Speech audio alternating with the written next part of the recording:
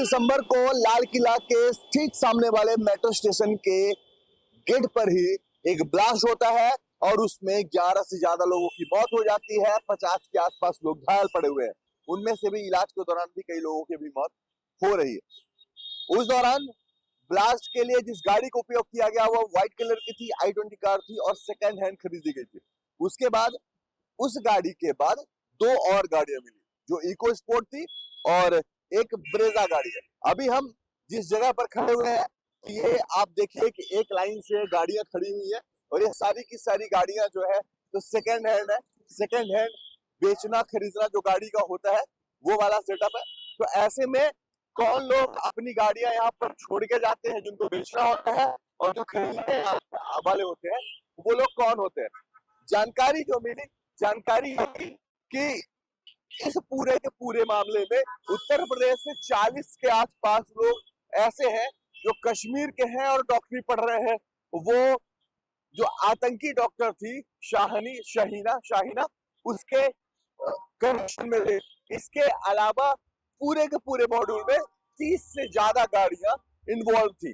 अगर 30 से ज्यादा गाड़ियां इन्वॉल्व थी तो उनको ऑपरेट करने वाले 30 से ज्यादा के आसपास लोग भी होंगे और वो सारे के सारे डॉक्टर ही होंगे, ऐसा नहीं कह सकते। लेकिन जो लिंक मिल रहा है वो सारे के सारे डॉक्टरों का ही मिल रहा है। तो अभी हम जिस जगह पर तो आप देखिए पूरा सेल लगा हुआ है, हर गाड़ी के ऊपर एक डिब्बा रखा है, उसमें नंबर लिखा है और उसके साथ ही ये सेल फॉर दिस गाड़ी दैट गाड़ी ऐसा लिखा है। ये गाड़ी कहां से आती, कैसे आती है, इस पर भी बात करेंगे और साथ में पुलिस की क्या पूछताछ चल रही है वो बात करें। भैया कैसे हैं? नमस्कार। भैया क्या नाम लिखते हैं? मेरा आशीष शर्मा। आशीष शर्मा। शर्मा जी, अभी इस समय पर जो दिल्ली में बम ब्लास्ट हुआ उसके बारे में आपको जानकारी होगी। हाँ जी, हाँ जी। तो उसके बाद पुलिस की बड़ी सघन चेकिंग चल रही है। हाँ, बहुत। आपके पास भी पुलिस आई थी? हाँ जी, हाँ जी। आ रही है जी, क्राइम ब्रांच वाले भी आ रहे हैं, सीपी ऑफिस से भी आ रहे हैं, लोकल अपना पुलिस स्टेशन थानों से भी आ रहे हैं। हाँ। हर जगह इंक्वायरी वो अपना कर रहे हैं, अपना जो डॉक्यूमेंट्स वो मांग रहे हैं हम उनको दे रहे, प्रोवाइड करवा रहे हैं। तो क्या बातचीत कह रहे हैं, डॉक्यूमेंट्स किस तरह के डॉक्यूमेंट्स मांग रहे हैं, क्या क्या बातें हो रही हैं? लास्ट मतलब 1 साल में जितने भी हमने गाड़ियां जिनको बेची है उनके आईडी प्रूफ, उनके मोबाइल कॉन्टैक्ट नंबर और बेसिकली उनका टारगेट है जितने भी हमने माउंटेनों को कार बेची है उनका डाटा वो मांग रहे हैं हमसे। तो वो डाटा आप लोग के पास अवेलेबल है? आप लोग कंप्यूटर में रखते हैं या हार्ड कॉपी में रखते तो हैं? हमारे पास हार्ड कॉपी होती है। हम जब भी कार बेचते हैं प्रॉपर एक डिलीवरी नोट होता है, परचेजर एफिडेविट होता है, उनके आधार कार्ड, पैन कार्ड सारे प्रूफ्स होते हैं, वो हम लेते हैं। अच्छा अच्छा, ये गाड़ियां जो आपके यहाँ बिकती हैं ये गाड़ियां शोरूम जैसा मामला तो है नहीं, सारी सेकेंड हैंड गाड़ी है। तो ये गाड़ियां आपके पास कैसे आती हैं, आपके पास इनको खरीदने वाले कस्टमर कैसे आते हैं और जो लोग आते हैं तो वो आइडेंटिफाई कैसे होते हैं कि वो पर्टिकुलर अपने ही देश के, क्योंकि आप राजधानी से लगे हुए हैं, देश की राजधानी से लगे हैं। ये पहला मामला नहीं है, इसके पहले भी कई मामले रहे। तो ऐसे में आपको भी या तो भी इतना ज्यादा सिक्योरिटी तो आप भी देखते होंगे कि भाई हर व्यक्ति की जांच परख करने की भी जरूरत पड़ सकती है। तो कैसे ये पूरा का पूरा नेटवर्क चलता है? सर जो कार हम परचेज करते हैं बेसिकली वो हमारे पास शोरूम से ही आती हैं। कस्टमर जो है पुरानी कार एक्सचेंज करके न्यू कार ले आता है और हमारे टाई अप है शोरूम के साथ ही। वो हमें आगे, हम उनके वेंडर हैं, वो हम उनसे परचेज कर लेते हैं और जो at the time of sale हम जैसे ऑनलाइन OLX वगैरह के उसके ऊपर ऐड डालते हैं, वॉकिंग कस्टमर है हमारे, वहां से वो आते हैं, हम उनको कार सेल करते हैं। अच्छा, तो आपके यहाँ पर जो कारें बिकती हैं उनका प्राइस जो शोरूम में कारें रहते हैं उनमें कितना डिफरेंट रहता है? सर वो मॉडल टू मॉडल वेरी करता है, डिपेंड करता है ना, मॉडल कौन सा है, कार कौन सी है, उस चीज पे डिपेंड करता है। नहीं, मॉडल फिर भी एक आकलन की बात करें, मतलब जानकारी के लिए एक लमसम बोले कि कोई भाई 50,000 रुपया, 60,000 रुपया, 1 लाख रुपया या बिल्कुल आधा दाम। एक गाड़ी की कीमत अगर 7 लाख रुपया है और आपके पास अगर वो आप पहुंच रही है तो सामने वाला अगर 3-4 साल चलाया होगा फिर आपके पास आई होगी, तो आपके पास से जब गाड़ी वो बेची जाएगी तो वो कीमत तो आधी हो ही गई होगी ना? होता है ऐसे, आधी नहीं होती, डिपेंड करता है कंडीशंस पे। एक मान के चलिए 1 साल पुरानी कार है और वो एक्सीडेंटल है तो उसके प्राइस आप उस तरीके से मैच नहीं कर पाओगे, वो डिपेंड करता है सारी कंडीशन के ऊपर। वो सारा कुछ देख के ऐसे ऐसे नहीं, कम हवा में नहीं, कोई फिक्स रेट नहीं होता यूज कार के कि कितने साल पुरानी कार है तो उसका ये रेट है। मैं उस रेट की बात नहीं कर रहा हूँ। मेरा सवाल कुछ ऐसा है कि कहने का मतलब कि अपने यहाँ पर सस्ती गाड़ियां मिल जाती है, शोरूम की अपेक्षा सस्ती गाड़ी मिल जाती है। नहीं, शोरूम क्या, देखो आप शोरूम पे तो न्यू कार मिलती है, हमारा यूज कार का काम है, तो हमारे यूज कार के जो क्राइटेरिया हिसाब से हम सेल करते हैं उसको। शोरूम पे तो न्यू कार मिलती है ना सर, वो उनके कार तो फिक्स होते हैं, हमारा यूज कार का, हम यूज कार के हिसाब से मॉडल के हिसाब से वेरी करता है, कार की डिपेंड करता है कौन सी कार है। आप ईएमआई वगैरह पर भी अवेलेबल करवाते हैं जब कार बैंकों से कोई लोन होता है, बैंक से लोन सेकेंड हैंड कार जो आप बेचते हैं उसमें भी बैंक हो से, जाता है, हाँ बैंक से लोन होता है, प्रॉपर बैंक से लोन होता है वो। उसकी भी ईएमआई बनती होगी। हाँ बिल्कुल ईएमआई होती है सर, उसकी जब लोन होता है ईएमआई भी होती है। हाँ, ठीक है। तो मतलब बेसिकली ये कि जो यहाँ कार मिलती है वो उनका दाम कम होता है, उनकी ईएमआई भी कम होती होगी, इससे भी कम होती होगी। तो जो लोग खरीदते हैं तो उनके लिए मतलब ये आसान होता है कि पहली कार अपने को खरीदनी है। सामान्यतः भी जो भी खरीदता है कि हम कार सीखते उगते बढ़ते, अगर एक्सीडेंट वगैरह भी होगा तो उतना डेंट नहीं लगेगा। नई कार में तो ज्यादा डेंट लग जाएगा, थोड़ा ज्यादा पैसा भी। यूज कार में ऐसा ना, एक्चुअली जो सीखने वाला आदमी है उसको लॉस कम होता है। अब आप नई कार निकलवा लो और वो आती एक्सीडेंटल हो जाए तो उसमें ज्यादा लॉस हो जाएगा।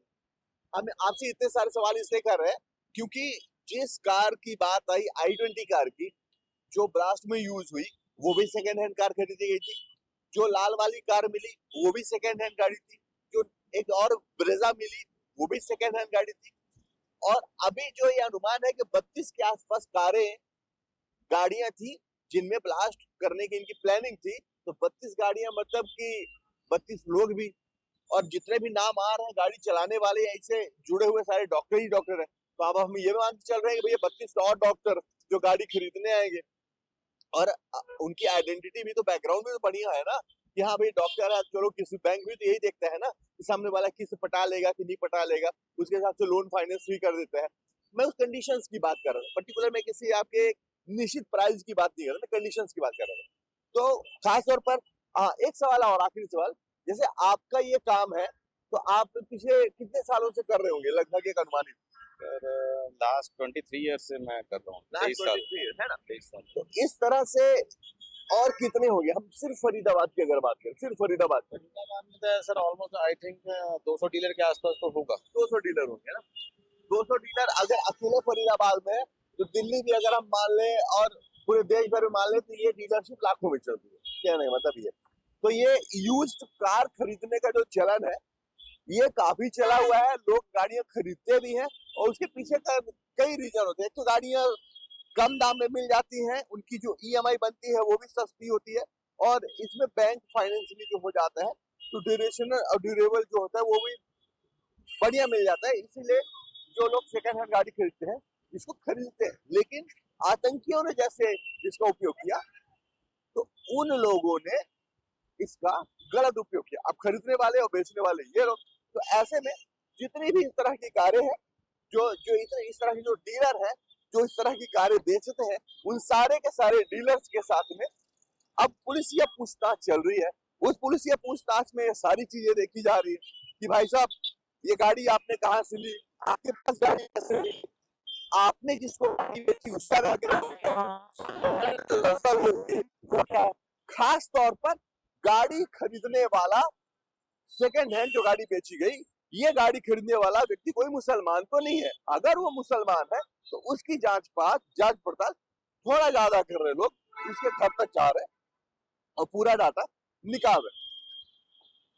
अब इस पूरे मामले में हर रोज एक नया नया खुलासा होते जा रहा है। जैसा कि आपने देखा कि भाई साहब ने बताया कि उनका क्या मॉड्यूल है, कैसे कैसे लोग आए, जो दस्तावेज देने पड़े थे कैसे दस्तावेज दिए इन्होंने, पुलिस ने क्या बातचीत की। हर मोहल्ले, हर बस्ती में, हर जगह पर जहां पर लोग किराए से मकान ले रहे हैं, हर घर में जाकर के पुलिस जांच कर रही है, दस्तावेज चेक कर रही है, कागजात चेक कर रही है।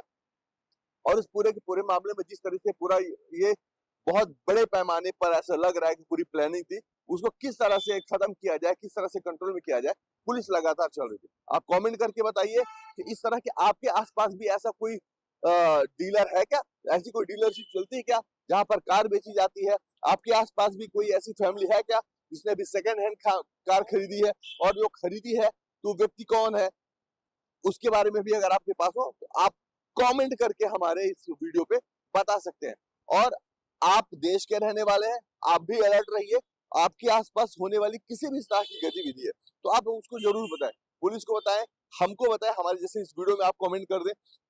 इतना ही नहीं, पुलिस के साथ सहयोग भी करें और आपके यहाँ पर अगर कोई भी किराए से रहने आ रहा है, उसका पूरा प्रॉपर दस्तावेज लें और उसकी पूरी पड़ताल लें, क्योंकि इस पूरे एक्सीडेंट में एक लड़का घायल हुआ था, उसका नाम था अब्दुल।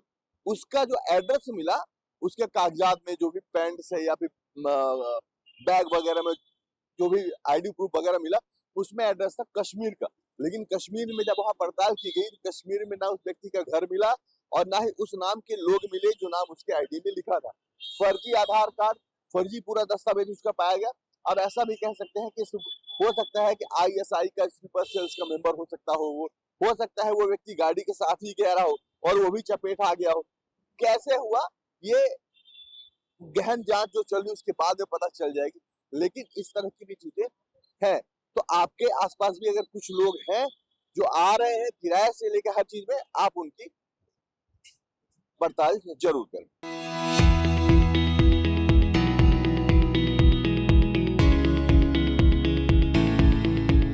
तो अभी हम एक और डीलर के पास पहुंचे हुए हैं और जो अभी जांच पड़ताल चल रही है उस विषय पर बात करने के लिए हम यहाँ पे आए हुए हैं। भैया नमस्कार, कैसे हैं? नमस्कार जी, आप सुनिए। आप परिचय बताएं भैया अपना। मेरा नाम सोनू वर्मा है, फ्यूचर कार से।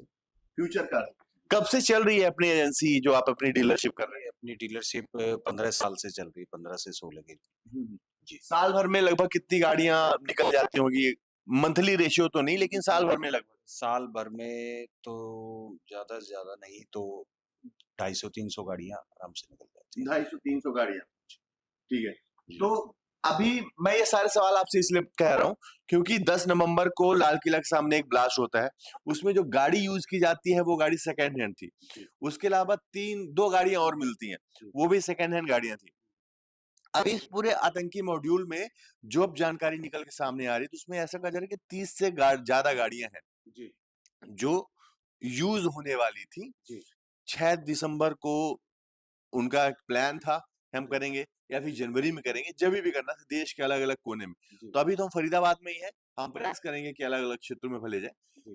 इसलिए हम आपसे पूछ रहे हैं कि आपने जो गाड़ियां बेची और खरीदी, उसका पुलिस के पास दस्तावेज अभी पुलिस आई रही होगी जांच पड़ताल के लिए? आई थी, आने के बाद में जो भी दस्तावेज पूछे थे कि 1 साल में जो गाड़ियां बिकी हैं आपके पास रिकॉर्ड है, हमने रिकॉर्ड चेक करवा दिए हैं। ऑलरेडी जो भी गाड़ियां हमारे पास से जाती हैं उनके रिकॉर्ड होते हैं लैपटॉप में।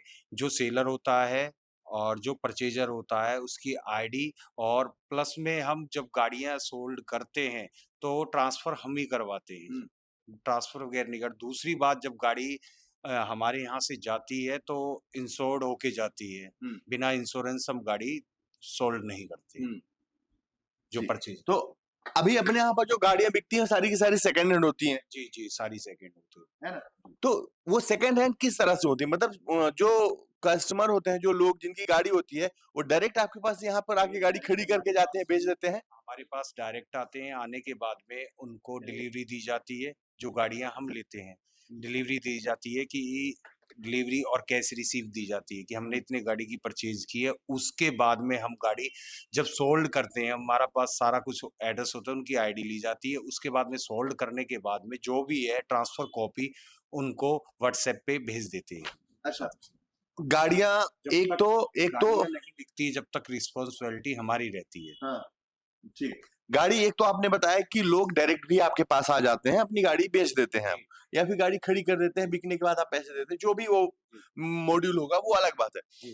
दूसरा क्या ऑप्शन है, जब गाड़ी आप जहां से उठाते हैं, आपके पास जहां गाड़ी आती है, मान के चलिए कि आपके पास कस्टमर्स नहीं आ रहे हैं जो बेचने के लिए नहीं है, तो आप गाड़ी दूसरी कहाँ से उठाते हैं? सेकंड हैंड जो मिलती है आपको? सेकंड हैंड हम मिलती है जो भी है। अगर कोई तो ऐसा आता है चेंज के लिए गाड़ी की भी ये सोल्ड करनी है, दूसरी गाड़ी लेनी है, उसमें लेते हैं। एजेंसी से भी ले लेते हैं, मारुति से भी ले लेते हैं, महिंद्रा से भी लेते हैं हम गाड़ियां, कार 24 से भी ले लेते हैं। अच्छा, तो इसमें खींची हुई गाड़ियां भी रहती हैं? कई बार गाड़ियां खींच लेते हैं, किसी नहीं पता पाते हो? ऐसी कोई गाड़ियां नहीं आती, ना हम ऐसी गाड़ियां लेते हैं जो खींचने वाली गाड़ियां होती।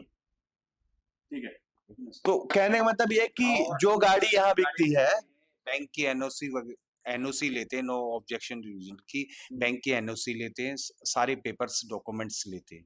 ठीक है, मतलब अपने यहाँ जो गाड़ियां मिलती हैं तो गाड़ियां अपने पास सस्ती भी होती हैं जी, एजेंसी की सेकंड हैंड है तो ऑलरेडी सस्ती आएंगी, सस्ती भी होती हैं, उनकी ईएमआई भी छोटी बनती होगी, उनकी किस्तें भी छोटी बनती होगी, तो कुल मिला के खरीदने वाले के लिए बड़ा ड्यूरेबल रहता है जी है ना? बिल्कुल। ये सवाल मैं आपसे इसलिए कह रहा हूँ क्योंकि इस पूरे मॉड्यूल में जो लोग पाए जा रहे हैं वो सारे सारे डॉक्टर हैं एमबीबीएस। तो एक एमबीबीएस डॉक्टर होने के कारण उनका बैकग्राउंड भी डॉक्टर का है, तो फाइनेंसर जो होते हैं, फाइनेंस कंपनी वाले होते हैं, वो भी बड़ी आसानी से फाइनेंस कर देते होंगे। बिल्कुल जी, वो फाइनेंस कर देते हैं। एक्चुअली में हम फाइनेंस नहीं करते, जो भी बैंकिंग है, जो एचडीएफसी है, आईसीआई है, वो ही फाइनेंस करते हैं, हम डायरेक्टली फाइनेंस नहीं करते सर। ठीक ठीक ठीक ठीक ना सर? पुलिस ने जो आपसे दस्तावेज मांगे वो कितने साल के मांगे? 1 साल के, 1.5 साल के, 2 साल के? मांगे थे। सेलर परचेजर की जो भी है मैंने उनके आगे पेश की है, डिलीवरी कैश रिसीव की जो भी है मैंने पेश की है, आईडी उनकी उनके सामने पेश की। तो किस तरह के कस्टमर्स को वो देख रहे थे? क्योंकि खरीदने वाले तो सिख भी होंगे, हिंदू भी होंगे, ब्राह्मण भी होंगे, राजपूत भी होंगे, जाट भी होंगे। सबको ही चेक कर रहे हैं। मोमडन्स वगैरह भी हैं, जो भी है बाहर से, यहाँ से गाड़ियां जो बाहर गई है उनको चेक ज्यादा कर रहे हैं। बाकी अपनी जो भी है सारी अथॉरिटी की सब चेक कर रहे हैं पुलिस प्रशासन ऑलरेडी। तो कितने डीलर होंगे लगभग अगर फरीदाबाद में हम कहें क्योंकि पुलिस जांच तो हर किसी को कर रही है। देखो सर, डीलर तो होंगे 200-250 के नियर अबाउट होंगे, इतना तो पता नहीं है, इतना तो टोटल नहीं लगाया हुआ है।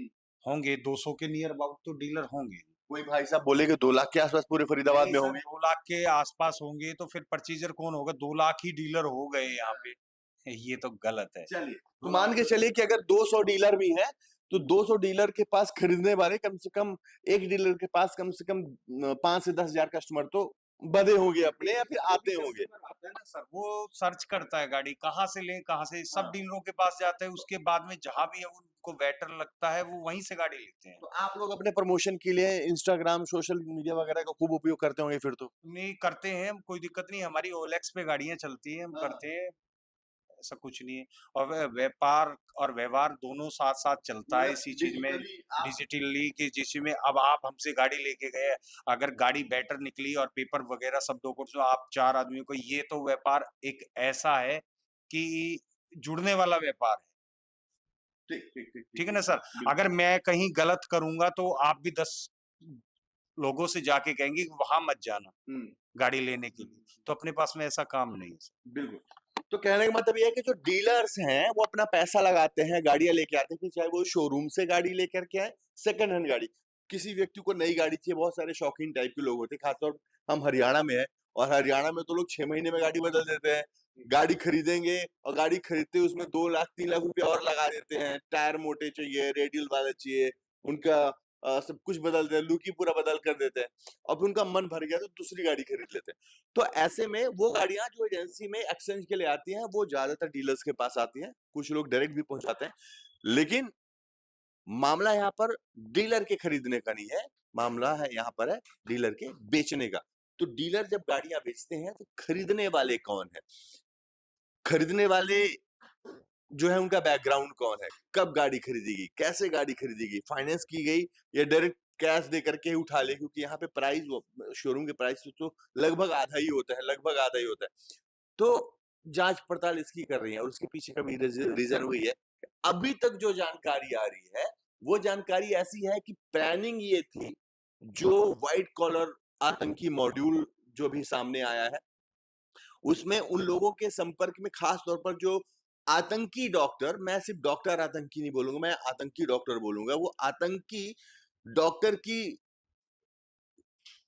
का ड्रेस पहन करके और दिमाग में आतंक लेकर के, अब इसको डॉक्टर और आतंकी मैं दोनों एक साथ बोलने में अनकंफर्टेबल हो जाता हूँ कई बार, क्योंकि डॉक्टर्स को लोग हमारे यहाँ भगवान मानते हैं, हमारे यहाँ नहीं, हर व्यक्ति जो मरने वाला उसको डॉक्टर ही बताता है और इसमें सारा देश भर के पूरे डॉक्टर बदनाम हो रहे हैं। इसे दोनों चीजें एक साथ बोलने बड़ा अनकंफर्टेबल लगता है।